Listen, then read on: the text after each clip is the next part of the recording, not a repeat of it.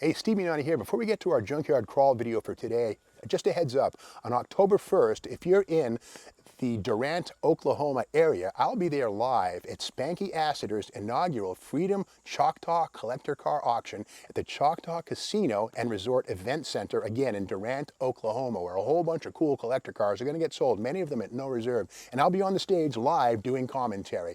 One of the best cars and most special cars in that event is going to be the actual 58 Chevrolet Impala, fully restored, that was once owned by Peggy Sue Gerron. Yes, that Peggy Sue, the star of several Buddy Holly songs. Pretty, pretty, pretty Peggy Sue. That was her 58 Impala. That car is going to get sold at no reserve, again, on October 1st at the inaugural Freedom Choctaw Collector Car Auction in Durant, Oklahoma, October 1st. Be there if you want to take a shot at that car and just check out a great auction. Okay, let's get right into the junkyard crawl here at Bernardston Auto Wrecking.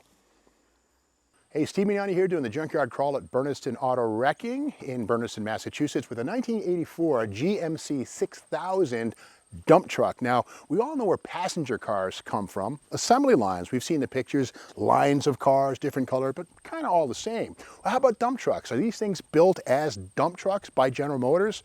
Well, we got to dig in to find out. Now, this one again is a 1984. This body style arrived in 1972 and basically was used for many, many years with minimal changes. You got to love this tough facade, plastic grille by this point in time, but the GMC logo loud and proud. And under the hood, okay, this one, it's a 350. It's a small block V8. This could have had a big block as an option, but again, being a truck, probably a 5-tonner. Look at the massive diaphragm on the power brake booster. And this does have disc brakes up front, which you think is, no way, disc brakes are for cars, but here they are right here. If we look through the spokes of the Bud style wheels in the front, there's the caliper and big old disc brakes on the front of this monster truck right here. And again, it's a GMC 6000 in Chevy land. This would be called a C60, but GMC added 2 zeros to make it all that much cooler. And GMC, generally speaking, they call them professional grade trucks. And it is true that Chevy and GMC vehicles are largely similar, but there are differences in spring rates and certain other small details that do separate them. Otherwise, they're kind of the same truck. But if we look inside, we're going to get back to that cab and chassis. And where do trucks come from? Well, this was born originally as what they call a cab and chassis. Now, if we look around down here on the bottom right, that sticker right there, it says, this chassis cab conforms to Federal Motor Vehicle Safety Standards. Numbers, this, that, and the other thing. This vehicle will conform, this, that, and the other. So this truck rolled off the assembly line without the dump body. To learn where the body came from, we look at the second sticker in there. M&M Equipment, and we can see this truck arrived, or was built, I should say, by General Motors in January of 1984, but 2 months later, in March 3 of 84, it went to M&M Equipment to become fully equipped. So M&M has to certify their work, General Motors has to certify their work, and that sticker makes this truck legal for registration and use on public roads. So dump trucks like this are born in 2 factories, so to speak. Now, the funny thing about this truck is that this is a steel nose truck with a conventional alligator style hood. But if we look behind us, here is another GMC or Chevrolet truck.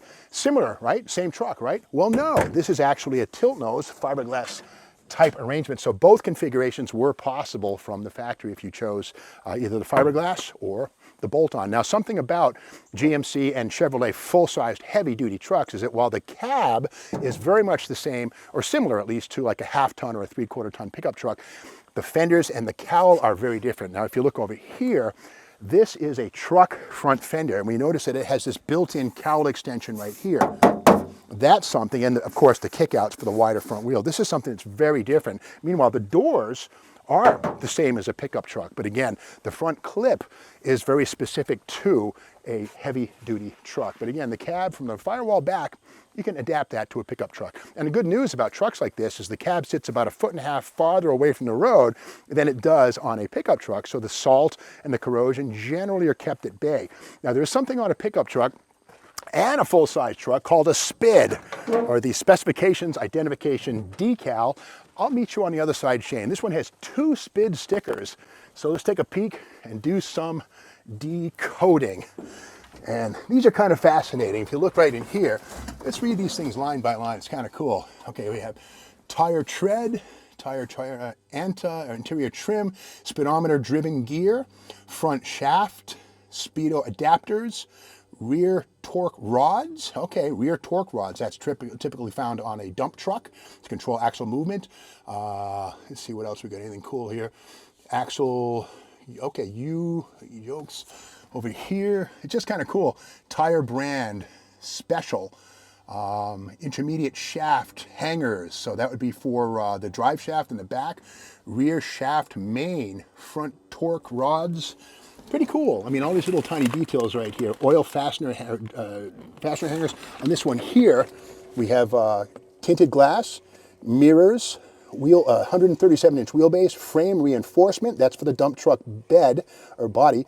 Front springs are 9,000 pounders. Rear axles, a GMC 150/150. Brake booster, dual power. Engine governor, 3,800 RPM. You don't need to make any more RPMs with that 350. Why bother? Generator, Delcotron. Transmission, the Allison automatic. Clutch delete process. Look at this, clutch delete process, because it's an automatic. Exhaust system, single. So there you have it, no duals. You could get them. Power steering, disc wheels, speedometer cable length, battery, deluxe engine fan, Eaton, engine update after. So what does that mean? I don't know. Interesting stuff though. Special identification process, interior trim, and just all kinds of cool stuff. Front axle and engine, a V6, or it's a V8 5.7, yeah, 350. Pilot shaft, automatic. Emissions, discs, wheels, radio, push button, GVW rating. So it's cool, man. A 2-SPID dump truck. And again, speaking of that automatic, this is the shifter right here for that Allison automatic. Now, Allison, of course, is General Motors division, and they made transmissions. And here it is right here, the Allison 4-speed automatic. And I love this stand-up kind of shifter right here. Pretty cool stuff. And again, this truck was born, we don't see on this, cigar lighter. Well, as a result, there's a button right here. Yep, you didn't pay for the cigarette lighter, you don't get it. You get a button to delete the hole. So it's kind of kinky. And again, the clutch pedal omits. Well, this one is a automatic, so there's one pedal down here. So, but beyond all that stuff, this cab largely could be adapted to a half-ton. The only other thing about this, though, is the rear windows on these heavy-duty trucks generally are very smaller than a Chevrolet half-ton pickup truck, which have a full-size window. So if you don't mind the small window, this cab could be adapted to a half-ton or a 3/4-ton restoration or rebuild. But so now we know the answer. Where do dump trucks come from? Well, they don't come right from the factory. They always make a little pit stop to an installer. And in fact, M&M Equipment is one of probably hundreds of dump truck manufacturers located throughout the country that are regional places that make these cab and chassis complete into stake beds, dump trucks, tow trucks, you name it. So anyway, that's the story of this 1984 GMC 6000 5-ton dump truck, a product of M&M and General Motors all at once. If you like this video, be sure to subscribe to Steve Baggs' YouTube channel. We'll be back tomorrow with more Junkyard Crawl.